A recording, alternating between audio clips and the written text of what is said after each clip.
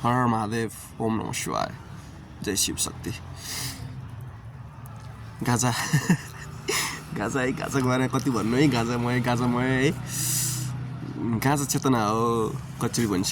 गाजा नराम्रो होइन क्या, गाजा खानु पनि नराम्रो होइन क्या।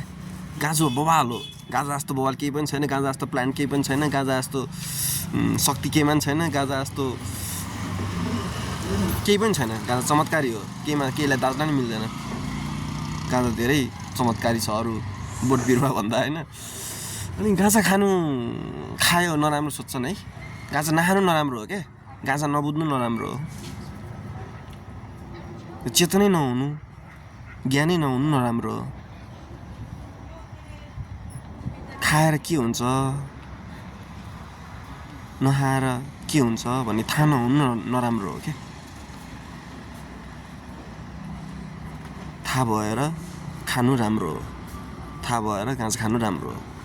गाजा पहिले सुरु नराम्रो नै होइन क्या, गाजा बवाल हो, खतरा हो, दामी हो, कडा हो होइन, शिव हो, चेतना हो होइन। पहिले यो बुझ्नु पर्यो, सत्य हो होइन। गाजा नखाने मान्छेले यहाँ संसार बिगारिराख, देश बिगारिराख क्या। गाजा बवाल हो, गाजा नबुझ्नु नराम्रो हो। त्यही भएर भन्छु म चाहिँ, गाजा खाने मान्छे नराम्रो होइन, गाजा नखाने मान्छे चाहिँ नराम्रो है। नखाने, नबुझ्ने होइन, त्यही हो। हर हर महादेव, ओम अघोराय नमः।